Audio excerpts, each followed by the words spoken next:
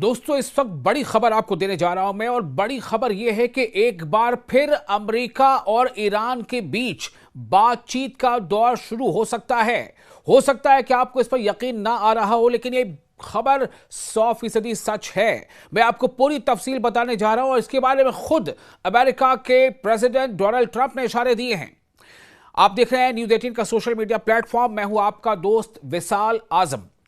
America और Iran के दरमियान बिल बशाफा यानी आमने सामने की मुज़ाकरात का एक नया दौर मुमकिना तौर पर इसी हफ्ते के आगाज में मुनक़िद हो सकता है। मतलब सोमवार से ही यह पेशरफ्त उस वक्त सामने आई है जब गुज़िश्ता हफ्ते के आखिर में पाकिस्तान में नायब सदर JD वैंस की क़यादत में होने वाले डायलॉग यानी मुज़ाकरात जंग के खात्मे के लिए किसी अमन मुआहदे तक नहीं पहुंच सके।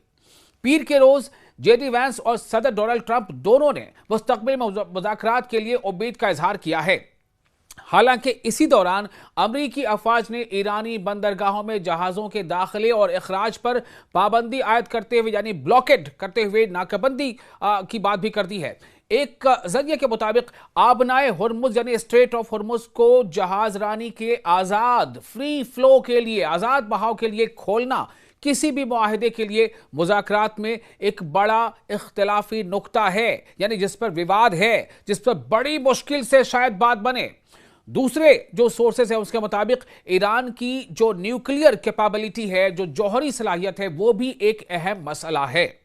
दूसरे सोर्सेस ने बताया है कि इस्लामाबाद यानी पाकिस्तान के इस्लामाबाद में तवील मुज़ाकरात के दौरान अमेरिका ने ईरान से यूरेनियम की अफजूदगी को 20 साल के लिए मुअत्तल करने का मुतालबा किया कि आप 20 साल तक जो यूरेनियम है उसको आप सैचुरेट नहीं करेंगे, उसकी अफजूदगी का अमल नहीं करेंगे। ईरान ने इसके बदले 3 से 5 साल की मुद्दत पर रजामंदी जाहिर की, जिसे डोनाल्ड ट्रंप ने नाकाबिल कबूल करार दिया। इसका मतलब है कि अगर डोनाल्ड ट्रंप की तरफ से, अमेरिका की तरफ से कुछ कदम आगे बढ़ाए गए तो ईरान ने भी कुछ कदम आगे बढ़ाया। अमेरिका ने ईरान से यह भी कहा कि वो ज्यादा अफजूदा यूरेनियम मुल्क से बाहर मुंतकिल करे, लेकिन ईरान ने निगरानी में कम अफजूदगी के अमल यानी डाउन ब्लेंडिंग पर इत्तेफाक किया। यह एक ऐसा तरीका है जिसमें ज्यादा खतरनाक, ज्यादा अफजूदा यूरेनियम को कुदरती या कम ताकत वाले यूरेनियम के साथ मिलाकर कम ताकत वाला मादा बनाया जाता है। जैसा कि जारी मुज़ाकरात से वाकिफ दूसरे जरिए ने इस बारे में जानकारी दी है। तो कुल मिलाकर यह है कि बातचीत का जो सिलसिला ऐसा लगा था कि वो कामयाबी के बगैर खत्म हुआ इस्लामाबाद में, वो बातचीत का एक और राउंड शुरू हो सकता है। और जैसे मैंने आपको पहले बताया कि इसके बारे में खुद डोनाल्ड ट्रंप ने इशारे दिए हैं। एक अमेरिकी ओहदेदार ने एक न्यूज एजेंसी है जिसका नाम है NBC, उसे यह बताया कि अमेरिका और ईरान के दरमियान राबते जारी हैं और किसी मुआहदे तक पहुंचने के लिए पेशरफ्त हो रही है, यानी कोशिशें जारी हैं और उम्मीद है कि किसी मुआहदे तक ये बात आगे पहुंचे। व्हाइट हाउस के लिए इन सिफारती मुज़ाकरात की कामयाबी बहुत अहम है, क्योंकि अवामी जायज़ों से जाहिर होता है कि महंगाई और ईंधन की बढ़ती कीमतों के बायस अमरीकी वोटर्स ईरान के साथ तनाज़े से बददिल हो रहे हैं। सदर के सियासी मुशीर नवंबर में होने वाले वस्त मुद्दती यानी मिड टर्म इलेक्शन पर नजर रखे हुए हैं, जहां रिपब्लिकन पार्टी ऐवान नुमाइंदगान में अपनी मामूली बढ़तरी बरकरार रखने और सेनेट में अपनी पोजीशन मजबूत रखने की कोशिश करेगी। आपको पता है कि दरअसल अमेरिका क्यों चाह रहा है, क्यों बार बार अमेरिका जो है या डोनाल्ड ट्रंप से इस बात के इशारे आ रहे हैं कि डायलॉग होने चाहिए, डायलॉग होने चाहिए। ईरान की तरफ से ये बात नहीं आती है, लेकिन डोनाल्ड ट्रंप खुद कहते हैं कि हमें उधर से अपीलें आ रही हैं, दे आर बेगिंग कि बातचीत कर लो, युद्ध विराम कर लो, सीज फायर कर लो। ऐसा नहीं है।